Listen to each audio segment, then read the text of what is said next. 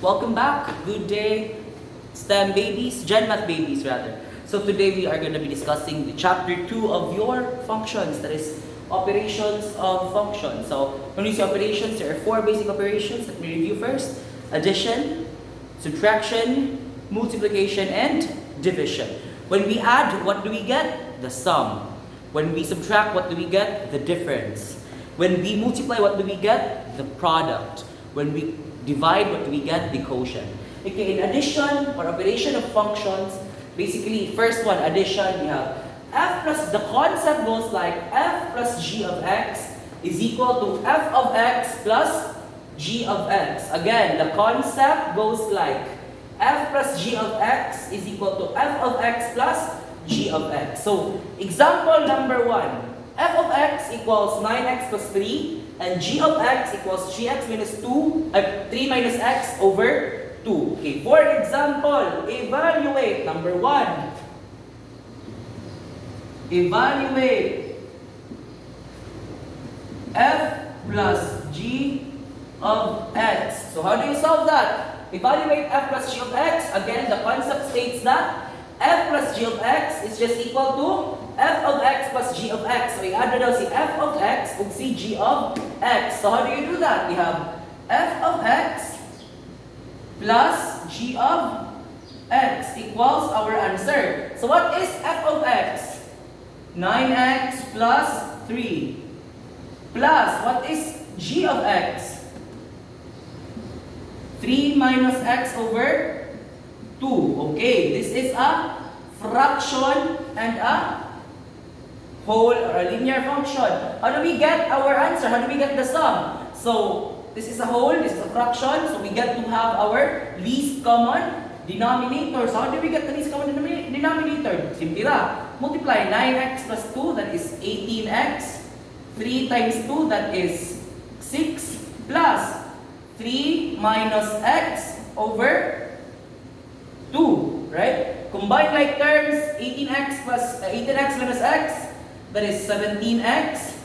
6 plus 3, that is 9 over 2. Therefore, f plus g of x is equal to 17x plus 9 over 2. Example number 2. What is, or evaluate,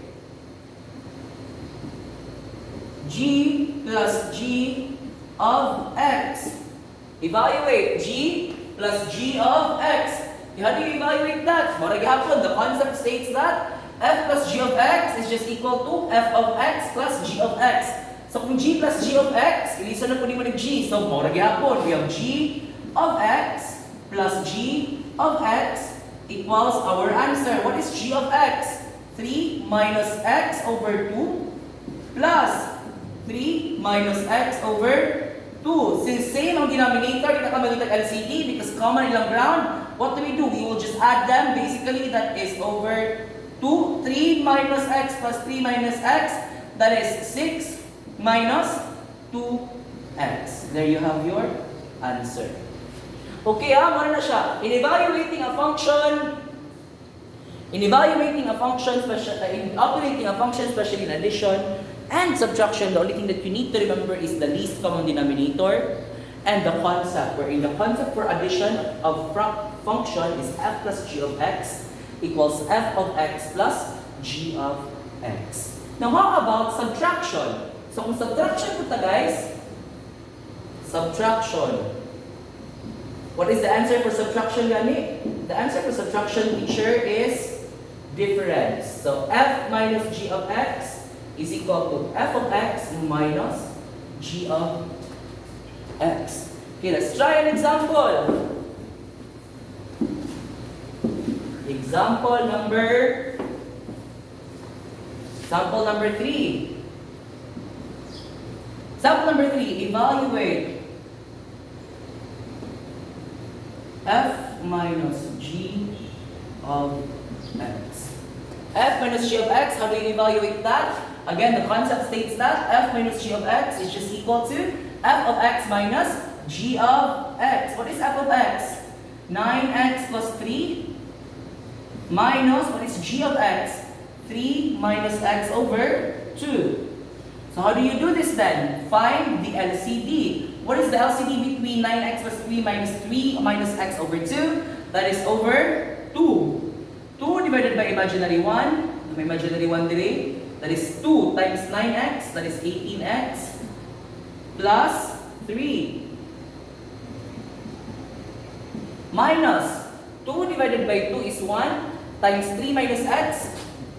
Copy 3 minus x. What do we do next? 18x plus 3 minus 3 minus x. Cancel si 3. 18x minus x, sabihin is 17x over 2. That is your final answer. Okay, how about example number 4? Evaluate g minus g of x. So same na po siya guys, ganina guys. F minus g of x is equal to f of x minus g of x. Therefore, evaluate g minus g of x. Mag-evaluate pa ka, ani? What is g of x? 3 minus x over 2. Minus g of x na gapon. 3 minus x over 2. What is 1 minus 1? 0. So this becomes 0. Very easy. That is how you subtract and you add or operate functions. Multiplication and division will be discussed in a different vlog because today we are only focusing for subtraction and addition. Watch out, I might give some examples and some other problems involving functions and their operations for subtraction and addition. You are dismissed. Goodbye everyone!